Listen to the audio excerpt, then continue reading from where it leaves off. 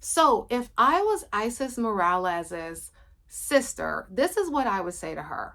First, I would say that I sincerely, from the bottom of my heart, there's some things you can't put into words, but I think I would just give her a big hug and just be there to listen, and just really just let her know that we're here. I see you, I hear you, and that they're proud of you. That's what I would say. I would be proud of my sister. I pray to everything on this good green earth that I don't experience that. Okay. And hypothetically, if she was my sister, I would want to first let her know that I was here for her and none of this is to blame for her, and everybody's young. Everybody does things that they think about later and say, oh man, I wish I didn't do this thing. I wish this didn't happen to me. This one just happens to be a lot more traumatizing. So I would start there. The next thing I would say, after, a long time of that, the next thing I would say is to continue telling your story, because it's already out now and people are acting like this never happened. The news tells these stories all of the time. So it's okay for the news, complete strangers, to tell the story of someone else, including me. I made a response video to it. So we're allowed to tell our versions of the story, but the person who had the experience is not allowed to tell their story. That doesn't even make any sense. If anyone should tell the story, it should be the person that it happened to, because at least then they can share, allegedly, because I don't want to, I don't want no problems. But if something allegedly happened to them or to their people around them, they have an absolute right to be the one to share that. That's crazy, but the news can share it. And then people are like, oh, she shouldn't try to profit off of it. Why? Oprah did it. Why shouldn't she try to profit off of the trauma that she experienced? Jaguar Wright's doing it. Y'all so pro them, but you negative her. That doesn't make any sense to me. Why should she not capitalize on her pain? Especially if that's what she got. She got 5 children now, some that are toddlers and one that I think is a relatively new baby. And you think she's just supposed to starve and be homeless? What is going on? So I would tell her, get your money, boo. Take care of your children. Darn what anybody else is saying. And especially if you feel like that's what you're being called to do it. And do it proudly and boldly. Because, to be quite frank, all of these videos where people are now talking about this foolishness that happens to children, and I'm not talking about just her, this is just on some real stuff. These conversations would not be happening had she not told her story. So you can say what you want to say all day long, up and down the crock till the creeks come home, whatever that saying is. You can say what you want to say, but all of these conversations and healing that is happening because she made that video. To be frank, I know I made some videos about spotting predators because I was inspired by that and the Holly weirdo stuff. So she inspired me to create something that hopefully can help someone else. And I'm certain she inspired a lot of people to just be aware. So I don't agree with, oh, don't tell your story. She's doing this for money. First of all, you don't know what she's doing this for. Just because perhaps you would be doing this for money doesn't mean she's not. Doesn't mean she is, or doesn't mean she's not. And to be quite frank, if she is doing it for money, well, how else is she supposed to support her children at this point? It already done blew up. She should capitalize on it. Strike while the iron's hot. Everybody's talking about you. If she waits too long to start telling her story, it'll be old news. She got to capitalize on this and start putting, granted, I don't know. I'm not a legal professional and I'm not giving her advice. I'm not giving anybody advice. Okay. And I don't know, since it's open, how much she can speak on, but she's already talking. She already did a podcast. So I would be telling her, if I was her sister and she already put this video out there, that you need to be continuing this because you have eyes on you now, but they're not going to be paying attention to you forever. People are talking about you. They're not going to pay attention to you forever. So you need to fully capitalize on this and post your content. Because even though she's saying she didn't miss any signs, she missed some. So I would also tell her to be honest when you're doing this, be authentic, because if you are in fact doing this to help people, then really do it to help them. Don't just get on here and only do this for one thing. I mean, if that's what you want to do, that's your prerogative. But if I was her sister, I would say, really, like, if you're going to make this content and you already told this story, there's no going back now, you need to do it authentically. And granted, don't implicate yourself in whatever, I don't know. But what are there, like, truthfully, if like when they say, tell yourself, if I tell myself the truth, did I miss anything? And be upfront with that. If I tell myself the truth, what would I have done differently? If maybe if she's not ready to do the I miss story, what would I tell my 5-year-old self? What would I tell my 17-year-old self before she decided that she wanted to have a baby and be a teen mom? What would I tell my whatever old she was self that got and moved into that man's house? What would I tell myself then?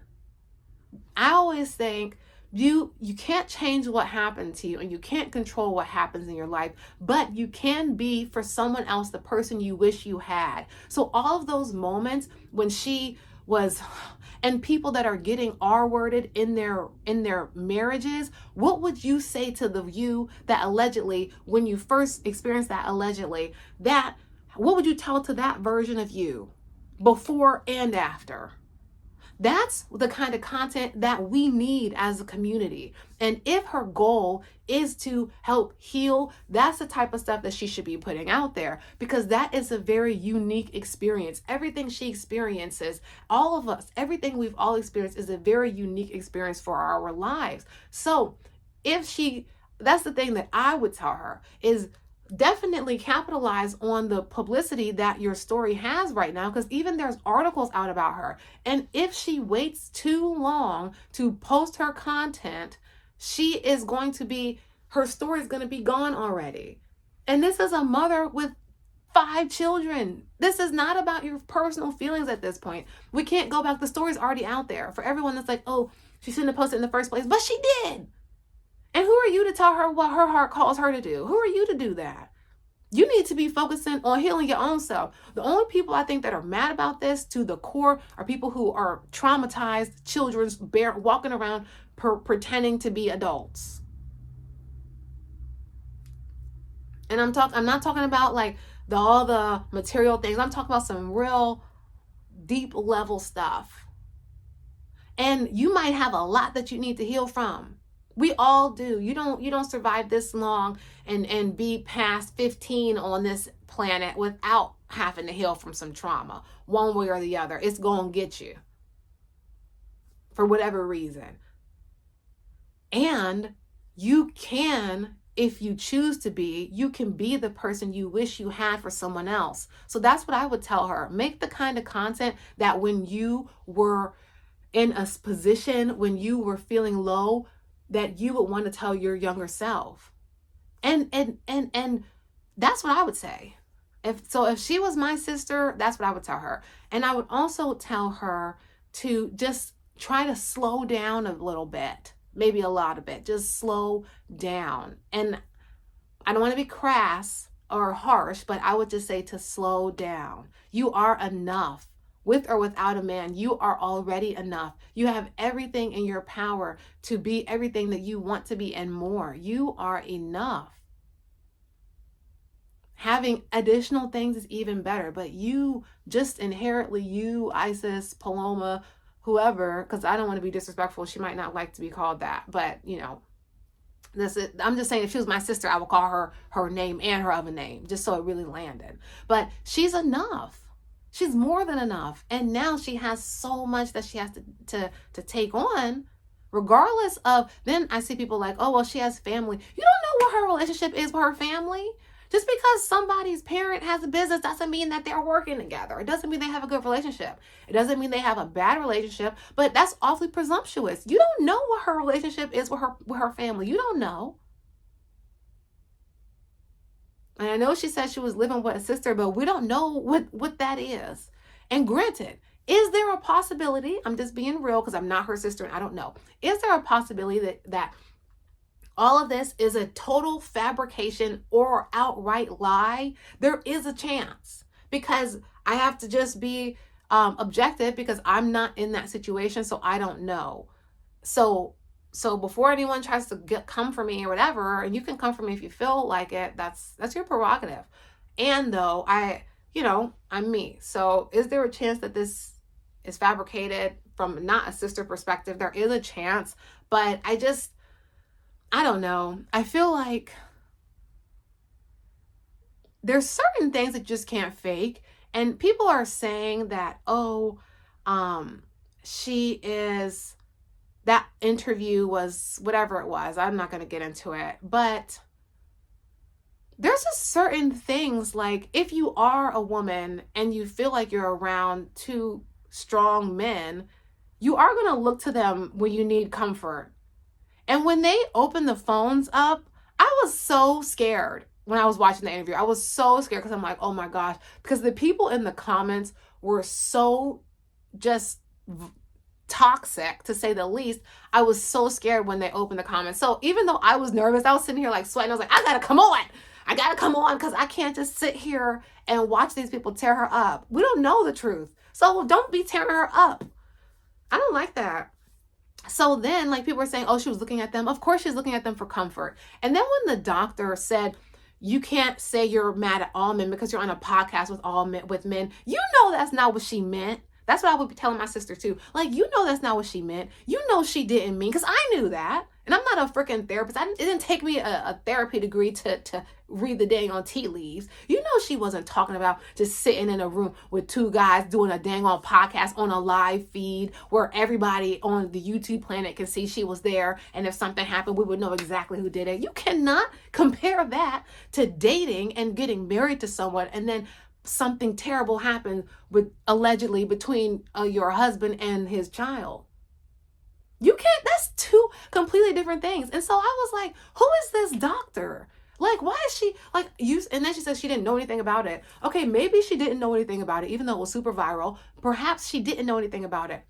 But if you don't know anything about it, you don't come out in attack mode and be vicious towards her. Are you crazy? I was so, like, I just wanted to jump through the screen. Honestly. I was going to do anything. I'm nonviolent. But I was just like, that's crazy. Not shaming her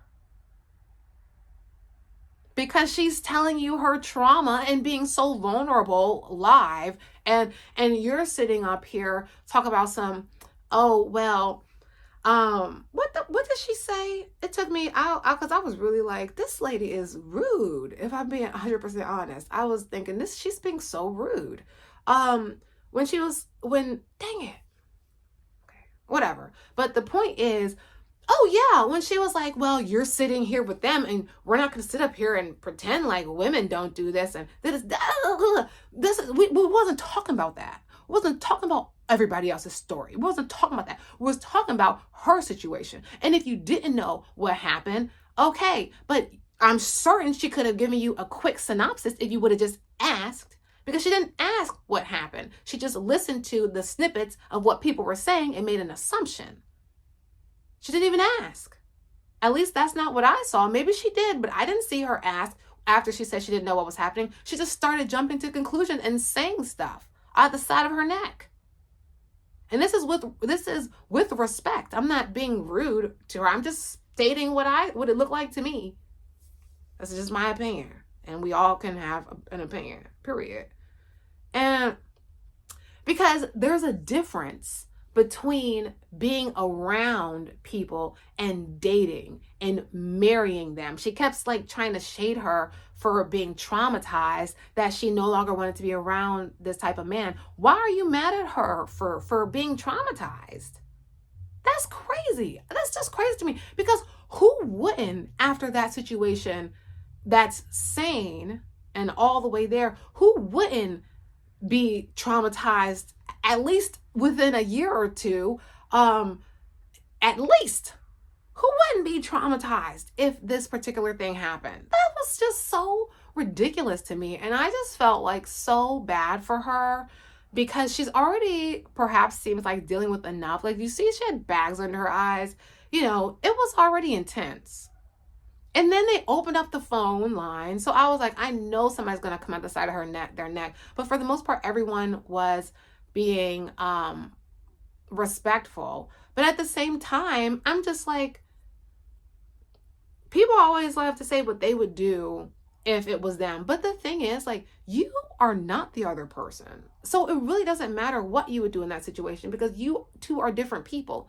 We're two different souls, you're two different energies, and you interact and receive with things in two different ways, regardless of if you live the exact same life. And it's easy to say behind your keyboard that you would have done X, Y, and Z differently, but it's a completely different situation when it's you who's having that experience. And people are so quick to jump on the bandwagon of toxicity because, we're watching you have a downfall. We're judging you. We're up here and you're down here, until it's your turn in the barrel. Or you just don't even get up because you're permanently where you are. And that's your prerogative. But I was just over it. And I had to say that. So if I was her big sister, I would say, look, this was horrible things that occurred. I'm here for you. I'm here for these babies. You are not in this by yourself, and we're going to figure it out one way or the other. And perhaps be the person you wish you had for someone else. And so then maybe you can help someone else not experience that. You can help. And how can she do that? She already has a YouTube channel. She already has the potential audience. She already has all eyes on her. So that's what I would do if I was her big sister, or what I would tell her if I was her big sister or her sister at all.